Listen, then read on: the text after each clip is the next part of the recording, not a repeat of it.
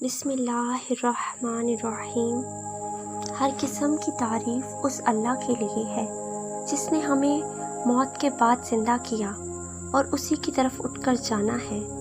اللہ کے علاوہ کوئی عبادت کے لائق نہیں، وہ اکیلا ہے، اس کا کوئی شریک نہیں۔ اسی کے لیے بادشاہت ہے اور اسی کے لیے تمام تعریفیں ہیں اور وہ ہر چیز پر قادر ہے۔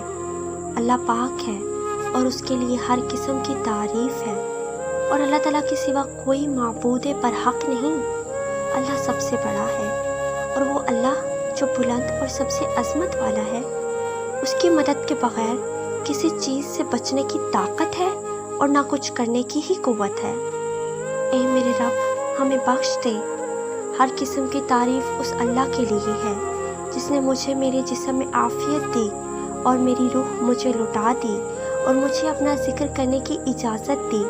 بے شک آسمانوں اور زمین کے بنانے میں اور رات دن کے ہیر پھیر میں عقل مندوں کے لیے نشانیاں ہیں، جو اللہ تعالیٰ کا ذکر کھڑے اور بیٹھے اور اپنی کروٹوں کے بل کرتے ہیں، اور آسمانوں اور زمین کی تخلیق میں غور و فکر کرتے ہیں اور کہتے ہیں، اے ہمارے پروردگار، تو نے یہ سب کچھ بے فائدہ نہیں بنایا، بے مقصد نہیں بنایا۔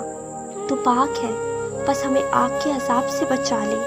اے ہمارے پالنے والے، بے شک تو جسے جہنم میں ڈالے، یقیناً تو نے اسے رسوا کر دیا اور ظالموں کا کوئی مددگار نہیں ہے۔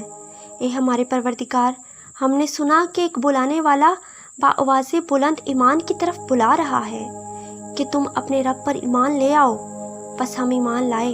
اے ہمارے پروردگار، ہمارے گناہ معاف فرما اور ہماری برائیاں ہم سے دور کر دے اور ہمیں نیکوکاروں کے ساتھ موت دے۔ اے ہمارے پالنے والے، اے ہمارے رب، ہمیں وہ دے جس کا وعدہ تو نے ہم سے اپنے رسولوں کی زبانی کیا ہے، اور ہمیں قیامت کے دن رسوا نہ کرنا۔ یقیناً تو وعدہ خلافی نہیں کرتا۔ بس ان کے رب نے ان کی دعا قبول فرمائی کہ تم میں سے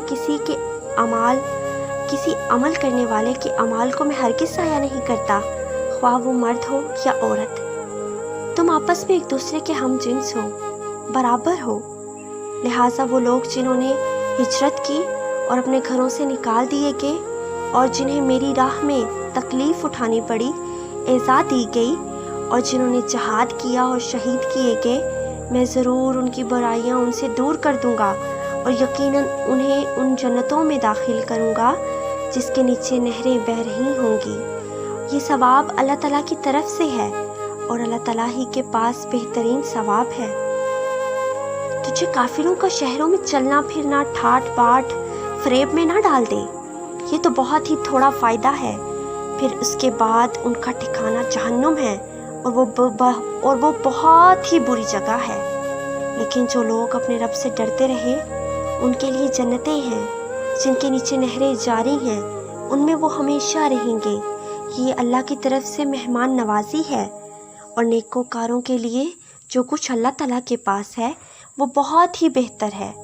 اور یقیناً اہل کتاب میں سے بعض ایسے بھی ہیں جو اللہ تعالیٰ پر اور تمہاری طرف جو اتارا گیا ہے، یعنی قرآن اور شریعت اسلام، ایمان لاتے ہیں اس پر، اور جو ان کی جانب نازل ہوا اس پر بھی، تورات اور انجیل، اللہ تعالیٰ سے ڈرتے ہیں اور اللہ تعالیٰ کی آیتوں کو تھوڑی قیمت پر بیچتے بھی نہیں۔